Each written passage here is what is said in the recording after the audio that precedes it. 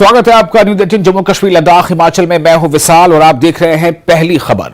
जम्मू कश्मीर से इस वक्त की एक बड़ी खबर आपको दे रहे हैं। खबर यह है कि एनआईए के छापे हो रहे हैं। जम्मू कश्मीर के कई मकामात पर एनआईए की छापेमारी हो रही है। पाकिस्तान दहशतगर्दी साजिश के इस मामले में छापे जम्मू कश्मीर में कई जगहों पर छापे। इस वक्त की अहम खबर आपको दे रहे हैं। खबर के मुताबिक जम्मू कश्मीर में एनआईए यानी नेशनल इन्वेस्टिगेशन एजेंसी की छापेमारी। जम्मू कश्मीर के कई मकामात पर एनआईए की छापेमारी। पाकिस्तान दहशतगर्दी साजिश के इस मामले में छापेमारी।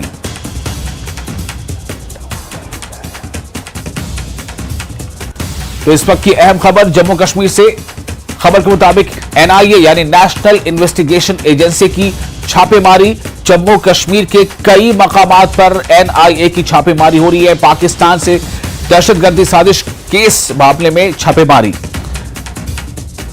लगातार पिछले दिनों भी या महीनों एनआईए या एसआईए या एसआईयू लगातार जो है वो दहशतगर्द या उससे जुड़े किसी भी तरह की नकल हमल पर लगातार अपना शिकंजा कसता जा रहा है। और इस वक्त जो जानकारी मिल रही है उसके मुताबिक जम्मू कश्मीर में एनआईए के छापे पड़ रहे हैं। लेकिन ये छापे किन किन जगहों पर हो रहे हैं, कितनी जगहों पर हो रहे हैं और किन किन के घरों या किन की तलाशियां ली जा रही हैं, इस बारे में अभी कोई तफसील हमारे पास नहीं है। जैसे ही तफसील आएगी, जैसे ही डिटेल आएगी, आपको हम बाखबर करेंगे। फिलहाल इतनी खबर आपको दे रहे हैं कि जम्मू कश्मीर से इस वक्त की बड़ी खबर यह है कि एनआईए के छापे पड़ रहे हैं। जम्मू कश्मीर के कई मकामात पर एनआईए के छापे हो रहे हैं। पाकिस्तान दहशतगर्दी साजिश के इस मामले में यह छापेमारी हो रही है। और इस वक्त हमारे साथ जुड़ चुके हैं न्यूज़ 18 JK के सीनियर एडिटर तेजिंदर सिंह सोडी। सोडी, सबसे पहले ये आज बड़ी खबर अपने दर्शकों को देते हुए मैं चाहूंगा आप ये बताएं कि ये छापेमारी किस सिलसिले में और कहां छापे पड़ रहे हैं। देखिए विशाल, कई लोकेशंस हैं जम्मू कश्मीर में जहां पर एनआईए की टीम्स आज सुबह से ही काफी जल्दी सुबह से ही छापेमारी कर रही है। अभी एनआईए ने एग्जैक्ट नंबर ऑफ लोकेशंस नहीं बताई है, लेकिन हमारे सूत्रों ने ये बताया हुआ है कि मल्टीपल लोकेशंस हैं जिनमें जम्मू के कई इलाके और कश्मीर के कई इलाके हैं जहां पर ये रेड्स चल रही हैं। और ये रेड जो है एक टेरर कॉन्स्पिरेसी है जिसमें जम्मू कश्मीर में पाकिस्तान की तरफ से हथियार लाना, OGW नेटवर्क को रिवाइव करना, ड्रोन के जरिए आईईडीज और एक्सप्लोजिव्स को ड्रॉप करना, यूथ को रेडिकलाइज करके आतंकी संगठनों में शामिल करना, जो पाकिस्तान से कंस्पिरेसीज रची जा रही हैं कि किस तरह जम्मू कश्मीर में हालात खराब किए जाएं, उस सिलसिले में ये रेड्स की जा रही हैं। और अभी विशाल, जैसे हम बात कर रहे हैं, मुख्तलिफ इलाकों में ये रेड्स चल रही है। कई घरों पे छापेमारी की जा रही है, कई लोकेशंस पे छापेमारी की जा रही है और मल्टीपल टीम्स हैं एनआईए की जो ये रेड्स कर रही हैं। ये उस नेटवर्क की कमर तोड़ने के लिए है जो नेटवर्क लगातार ये साजिश रच रहा है कि किस तरह से जम्मू कश्मीर में हालात को खराब किया जाए, किस तरह से जम्मू कश्मीर में आतंकवाद को फिर से बढ़ाया जाए। जी विशाल जी, तो जैसा अभी हालिया दिनों में या हफ्तों में, महीनों में यह देखा गया कि कई बार एनआईए की छापेमारी हुई है, कई बार एसआईए की छापेमारी हुई है, एसआईयू ने भी छापे मारे हैं। और लगातार कोशिश यही है कि जो भी नेटवर्क है या जो भी इस तरह की कोई भी कहीं से कोई ताकत है या कुछ उससे कमजोर किया जाए। तो क्या ये जैसा आप बता रहे हैं कि मल्टीपल टीम है, तो क्या इसमें एनआईए के साथ साथ जो स्टेट यूनिट है इन्वेस्टिगेशन एजेंसी की, क्या उसकी टीम में शामिल है? देखिए विशाल, एनआईए की ये सिर्फ ये अभी जो आज रेड्स हो रही हैं ये एनआईए की रेड्स हैं। लेकिन आपने बिल्कुल सही कहा है कि मुख्तलिफ टाइम पे मुख्तलिफ इलाकों में जो जम्मू कश्मीर की प्रीमियर इन्वेस्टिगेशन एजेंसी है एसआईए, वो भी रेड करती रहती है।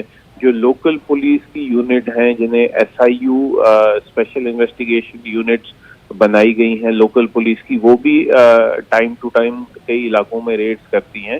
लेकिन जो आज रेड्स चल रही हैं ये एनआईए की रेड्स है। ये एनआईए का एक केस जो दर्ज किया गया है पाकिस्तान द्वारा जम्मू कश्मीर में टेरर कंस्पिरेसीज को बढ़ावा देने के लिए जो साजिश रची जा रही है।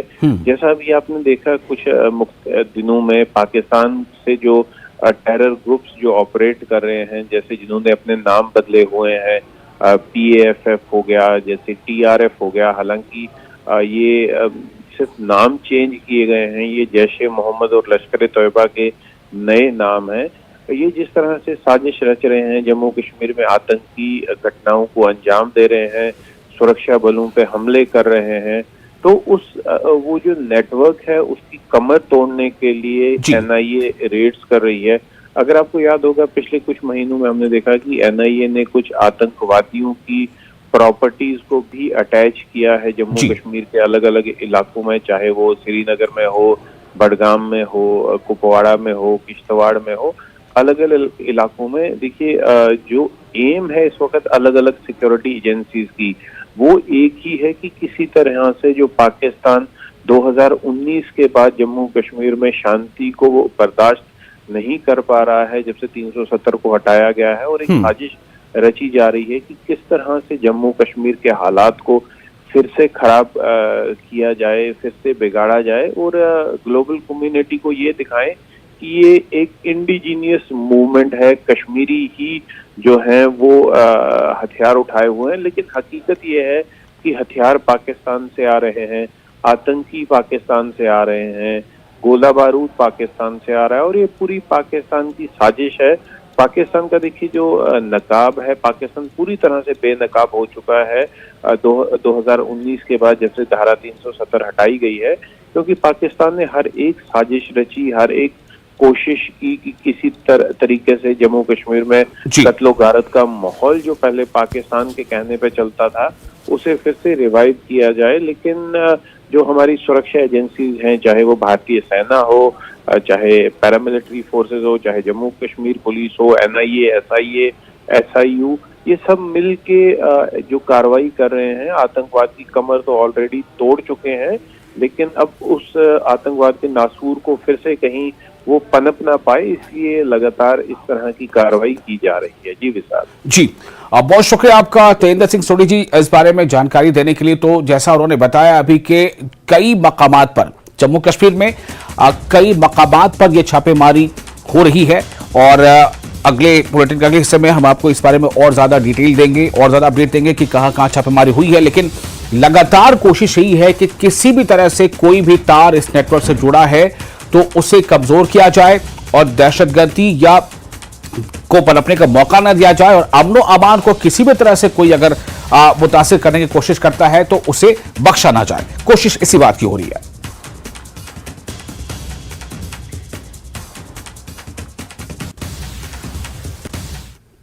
और अगली खबर, 2014 नौशहरा श्रीनगर तेजाब हमला केस में अदालत ने दोनों मुल्जिमान को आईपीसी की दफा 326A और दफा 12B के तहत जुर्म के लिए कसूरवार ठहराया है। प्रिंसिपल डिस्ट्रिक्ट एंड सेशन जज श्रीनगर की मुअज़्ज़ज़ अदालत ने दोनों मुल्जिमान को मुजरिम करार दिया है। सजा का तयन 19 अगस्त को होगा। इस केस के वकील पब्लिक प्रोसिक्यूटर अब्दुल अजीज तेली ने कहा है कि कम अज कम 10 साल कैद और ज्यादा से ज्यादा उम्र कैद के अलावा मुतासरा के इलाज पर खर्च की गई रकम के बराबर जुर्माना हो सकता है। कानून के यहां देर है अंधेर नहीं, और यह बात आज सच हुई है। आपको पता है 2014 में श्रीनगर के नौशहरा में एक लॉ स्टूडेंट पर एसिड अटैक हुआ था, उसके बाद उसमें केस हुआ था, और हमारे साथ अभी वकील है, क्योंकि आज आपको बता दें इस केस की आज जजमेंट थी और जो 2 एक्यूज्ड थे उनको गिल्टी फाउंड किया गया। मेरे साथ वकील है अब्दुल अजीज तेली जो इस केस को तब से लड़ रहे हैं। वकील साहब, मुझे बताइए, आज जजमेंट का दिन था, कैसे देखते हैं आप इसे और क्या कहेंगे, क्या ये पूरा मामला था? ये 2014 में एक लड़की पर लॉ स्टूडेंट जो थी लॉ कॉलेज की, उस पर एक मारुति कार में एक नौजवान ने एसिड फेंका, तो उस पर एफआईआर हुआ, रजिस्टर और इन्वेस्टिगेशन हुई, और इन्वेस्टिगेशन में 2 बंदे इरशाद अमीन वानी जो राजबाग का है और उमर नूर जो बेमने का है, इन्होंने कॉन्स्पिरेसी की थी और इनको फाउंड किया गया। इनके खिलाफ चार्जशीट सेशन कोर्ट श्रीनगर में पेश किया। उस वक्त मैं बहसीत पब्लिक प्रोसिक्यूटर केसेस लड़ रहा था। बाद में मुझे इस केस में स्पेशल पब्लिक प्रोसिक्यूटर गवर्नमेंट ने एंगेज किया, और 2014 से since last 9 years I was conducting the trial on behalf of the prosecution vigorously, और ड्यूरिंग दिस ट्रायल टोटल इसमें चालान में 48 विटनेसेस थे। उनमें सम आई विटनेसेस थे, दूसरे टेक्निकल विटनेसेस थे। तो all the 48 witnesses were examined by me before the Court of Sessions. They were duly cross-examined and accused were defended by so many lawyers. And finally, the present session judge, Honorable Jawad Saab, heard the arguments before 5 months. And for 5 months, this case is reserved. And after long this trial of 9 years, the Honorable Court was pleased today. It was fixed for judgment today, and in the open court, in presence of the victim and other lawyers and the public, the Honorable Court found the accused Irshad Amidwani and Umar Noor in this case guilty, and the court convicted them. And the Honorable Court fixes the case the day after for quantum. How much punishment they can be. Under law 326A, the minimum punishment for this offence is 10 years, and the maximum is life imprisonment plus fine. The fine shall be equal to that what the expenses the victim has spent on a treatment. That is to be positively given to her as compensation. And on that, I will on next day, on the day after, I will make my arguments before the court and I will pray for the life imprisonment of both the accused, because it is an offence against the society, and a message should go to the public that such persons shall not be let free, and message should go that courts are giving them life imprisonments, and life imprisonments is the reasonable punishment in this case. I will claim the life imprisonment, because if the accused comes out, that will be endanger the life of the victim again, because they can do some untoward accident with her again. This is my case. तो नाजरीन, अब उम्मीद है इस लड़की को आज इंसाफ मिलेगा। अब इंसाफ मिलेगा क्योंकि हालांकि कोर्ट ने दोनों जो मुलजिमीन हैं उनको आज गिल्टी, उनका जुर्म जो है वो कबूल हुआ है, उनका जुर्म जो है वो साबित हुआ है। अब कोर्ट 2 दिन बाद जो है सजा सुनाएगी। तो उम्मीद है जो इन वकील साहब का कहना है कि इस तरह से अब अगर कोर्ट ज्यादा से ज्यादा यानी सख्त से सख्त सजा सुनाएगी तो आने वाले वक्त में किसी और लड़की पर इस तरह का हमला नहीं होगा। फिरोजवानी के साथ आबिद हुसैन, न्यूज़ 18 श्रीनगर। और फिलहाल एक छोटा सा ब्रेक लेते हैं। ब्रेक के बाद खबरों का सिलसिला जारी रहेगा।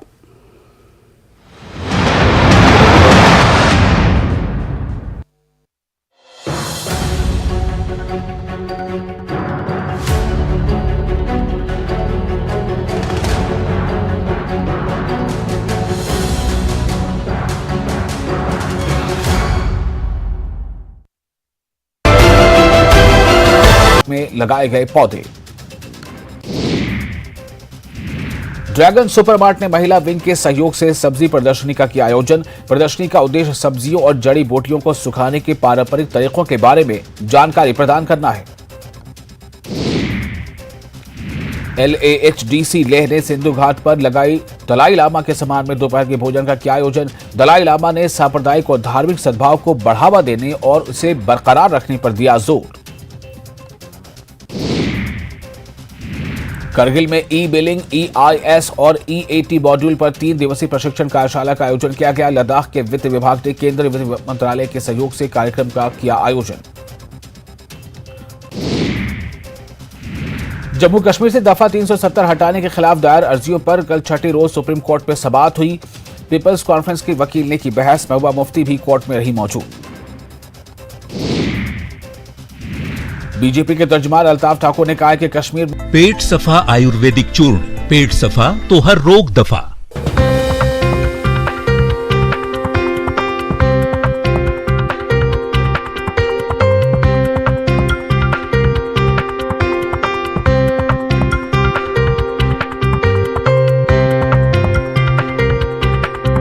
हेडलाइंस प्रेजेंटेड बाय पेट सफा आयुर्वेदिक चूर्ण, पेट सफा तो हर रोग दफा।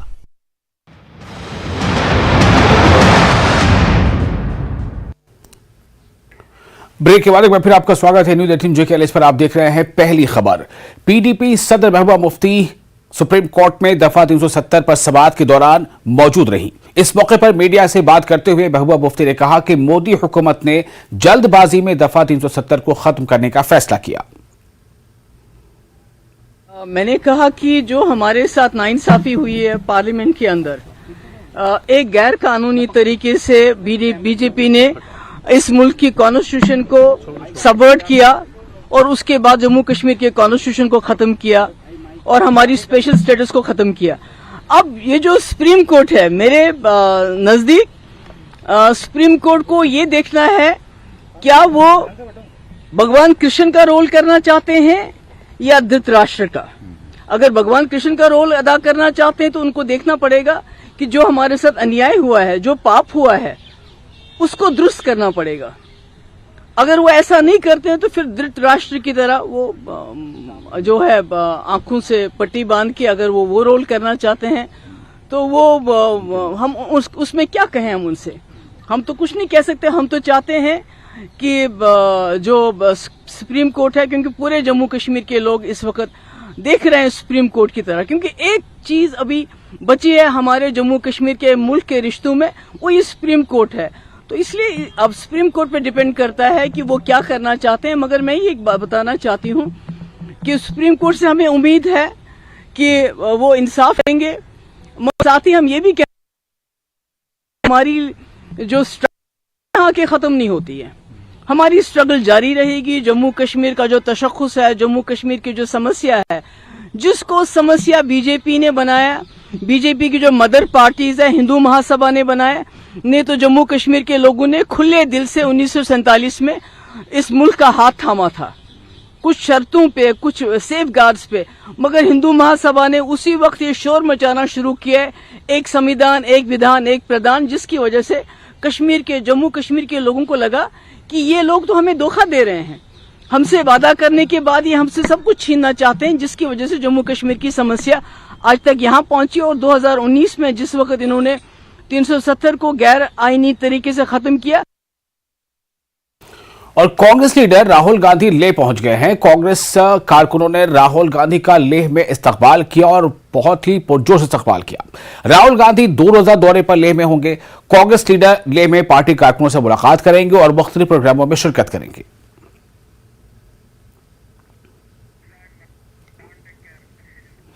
लद्दाख के एमपी चिम्यांग सेरिंग नामग्याल ने न्यूज 18 से मुख्तलिफ मामलों पर बातचीत की है।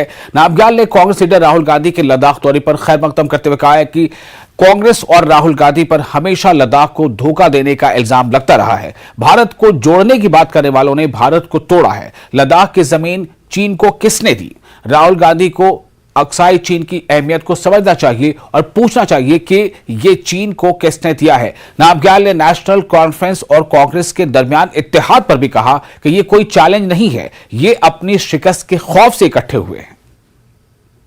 कांग्रेस के पूर्व अध्यक्ष और सांसद राहुल गांधी लद्दाख दौरे पर हैं। बताया जा रहा है कि वहां पर पार्टी की तैयारियों को तेजी करेंगे और प्रदेश कांग्रेस के तमाम नेताओं के साथ बैठक करेंगे। हमारे साथ लद्दाख के बीजेपी सांसद जामयांग जी हैं। सर, राहुल गांधी पहले हिमाचल जाने वाले थे, वहां बाढ़ से बेहद नुकसान हुआ है, लेकिन वो अचानक से लद्दाख पहुंच गए हैं। बीते 2 बार जब वो जम्मू कश्मीर गए तो वो लद्दाख नहीं गए थे, ऐसे में आज वो पहुंचे। आप कैसे देखते हैं उनके इस दौरे को? मैं सबसे पहले राहुल गांधी जी को लद्दाख में स्वागत करता हूं और मुझे इस बात की खुशी है, आप सबको याद है जब इसी मॉनसून सेशन के दिन अपोजिशन एक नो कॉन्फिडेंस मोशन लाए थे, उस चर्चे में माननीय राहुल गांधी जी बोल रहे थे और बोलते बोलते जो आधा से ज्यादा समय अपने जो जोड़ों के दर्द के बारे में बोलते बोलते उन्होंने ये कहा था कि कन्याकुमारी से कश्मीर तक पूरा भारत का जो है भारत जोड़ो यात्रा किया। फिर मैंने पीछे से आवाज मारा, मैंने 3 पॉइंट कहा। देखिए राहुल जी, एक तो आपके पूरे भारत में लद्दाख क्यों नहीं आते हैं, दूसरा आप लद्दाख आने से इतना क्यों डरते हो, और तीसरा कांग्रेस पार्टी हमेशा लद्दाख को क्यों इग्नोर करते हैं। तो तुरंत राहुल गांधी जी ने संसद के फ्लोर ऑफ द हाउस पे जवाब दिया कि मैं लद्दाख आता हूं और मैंने वहां संसद में भी कहा आपको स्वागत है। और आज ये कांग्रेस पार्टी के वर्करों के लिए खुशी की बात है, राहुल गांधी जी आज लद्दाख हमारे कहने पे आया है।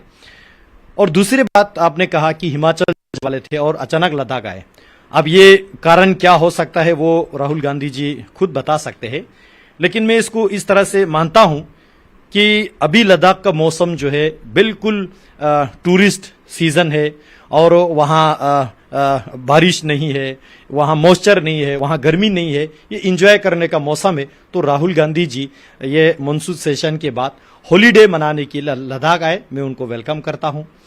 और इलेक्शन की दृष्टि से या पार्टी को स्ट्रेंथन करने की दृष्टि से देखिए, कांग्रेस पार्टी ने लद्दाख को हमेशा धोखा दिया है, धोखा के सिवा कुछ नहीं दिया है। मैं बताना चाहता हूं, राहुल गांधी जी से पूछना चाहता हूं, और शायद राहुल गांधी जी लद्दाख आए हैं तो यकीनन लद्दाख के सभी लोग राहुल गांधी जी के जो मुंह से सुनना चाहेंगे, क्यों राहुल गांधी जी और कांग्रेस पार्टी लद्दाख से इतना नफरत करते हैं। देखिए, लद्दाख के जो सबसे सम्मानित नेता कुशोक बाकुला रिम्पोछे जी, हालांकि वो कांग्रेस के थे, पूरे लद्दाख वाले इरिस्पेक्ट ऑफ पॉलिटिकल पार्टी उनको मानते हैं, हम भी बहुत मानते हैं कुशोक बाकुला जी को। कुशोक बाकुला रिम्पोछे जी ने अपने ऑटोबायोग्राफी में ये लिखा है कि लद्दाख को अलग से यूटी बनाए बगैर कोई चारा नहीं है। लद्दाख को यूटी बनाने के लिए अगर किसी को जान देना पड़े तो पीछे नहीं हटना चाहिए, और लद्दाख जब तक अलग से यूनियन टेरिटोरी ना बने तब तक हमारे संघर्ष जारी रहना चाहिए। यह कुशोक बाकुला जी का अपना स्टेटमेंट है, जो कि कांग्रेस वाले फखर से कहते हैं कि हमारा नेता है, हमारा भी नेता है। प्रधानमंत्री मोदी जी ने लद्दाख को कुशोक बाकुला जी की विजन को फुलफिल करते हुए 370 धारा को हटाया, 35A को हटाया, लद्दाख को अलग से केंद्र शासित प्रदेश बनाया। लद्दाख का पॉलिटिकल स्लोगन हमेशा रहा है कि free Ladakh from Kashmir, we want UT, और इसका बुनियाद जो है लद्दाख को कश्मीर सेंट्रिक लीडरशिप ने हमेशा डिस्क्रिमिनेट और स्टेट मदरली ट्रीटमेंट किया है, जिसको सपोर्ट कांग्रेस पार्टी ने, नेहरू जी ने हमेशा कश्मीर में अब्दुल्ला परिवार को किया है। अब उसके बाद प्रधानमंत्री मोदी जी आने के बाद लद्दाख को अलग से यूटी बना के लद्दाख के लोगों के एस्पिरेशन को फुलफिल किया। अब गौर से देखिए, उसके बाद Jammu Kashmir national conference supreme court गए, ऑनरेबल सुप्रीम कोर्ट पे हेयरिंग चल रहे, हालांकि मुझे उस पर कुछ टिप्पणी नहीं करना है, लेकिन नेशनल कॉन्फ्रेंस के फाइट को, जो कि 370 को रिस्टोर करना, आर्टिकल 35A को रिस्टोर करना और लद्दाख की यूटी को खत्म करके फिर से जम्मू कश्मीर के साथ जोड़ने को लेके कांग्रेस पार्टी और कपिल सिब्बल जी उसको समर्थन कर रहा है। तो मैं राहुल गांधी जी से पूछना चाहता हूं, आप लद्दाख आए हैं तो लद्दाख के लोगों को बताएं, आप क्यों लद्दाख को वापस श्रीनगर के साथ, कश्मीर के साथ जोड़ना चाहते हो। जब आपका भारत जोड़ो यात्रा जो कश्मीर में इसका जो संपन्न हुआ था, कंक्लूजन हुआ था, उस कंक्लूजन के दौरान पे आपके पार्टी के स्पोक पर्सन मैडम अलका लंबा जी का ऑफिशियल स्टेटमेंट आया कि हम 370 को रिस्टोर करना चाहते हैं, लद्दाख की यूटी को खत्म करना चाहते हैं, लद्दाख को फिर से जम्मू कश्मीर के साथ जोड़ना चाहते हैं। क्यों आप लद्दाख से इतना नफरत करते हो। तीसरा पॉइंट, इन्होंने सुप्रीम कोर्ट में जम्मू कश्मीर नेशनल कॉन्फ्रेंस को समर्थन देके गुपकर गैंग के एजेंडा को समर्थन दे रहा है। इसका प्रमाण यह है, आजकल जो करगिल में काउंसिल इलेक्शन चल रहा है, जिसमें नेशनल कॉन्फ्रेंस के एजेंडा को समर्थन करते हुए कांग्रेस पार्टी उसको अलायंस में बैठा है। तो लद्दाख से आप इतना नफरत क्यों करते हैं, यह चीज जो है लद्दाख वाले जानना चाहेंगे। हमें खुशी की बात है, आप इतने जो क्या कहेंगे कंफर्टेबल मौसम में आप लद्दाख घूमने आए, जरूर घूमिए। लद्दाख भारत का अटूट अंग है, अभिन्न अंग है, आपका भी आना यहाँ पे जायज बनता है, हम आपको स्वागत करते हैं। बहुत बहुत धन्यवाद सर। हमसे बात करने तो बीजेपी के सांसद लद्दाख से जामयांग जी हमारे साथ है, जिनका साफ तौर पर कहना है कि राहुल गांधी का लद्दाख में स्वागत है, लेकिन मोदी सरकार आने के बाद जिस तरीके का डेवलपमेंट वहां पर हुआ है उसको भी उनको देखना चाहिए, और लद्दाख की जो भौगोलिक परिस्थितियां हैं उनको भी समझने का बेहद इंपॉर्टेंस। इसके साथ साथ एक हल्का तंज भी कसा है कि जो मौसम टूरिस्ट के लिए बेहद अनुकूल रहता है, इसी मौसम में राहुल गांधी वहां पहुंचे। कैमरा पर्सन नरेश के साथ शिवम प्रताप, नेटवर्क 18, दिल्ली। और 230 किलोमीटर तवील कारगिल ज़ंस्कार कौमी शाहराह की तौसी का काम 24 घंटे जारी है। यूथ एक्शन कमेटी करगिल ने एक प्रेस कॉन्फ्रेंस में इसकी जानकारी दी। साथ ही यूथ एक्शन कमेटी ने NHIDCL और LAHDC के खिलाफ इल्जामात भी आयद किए।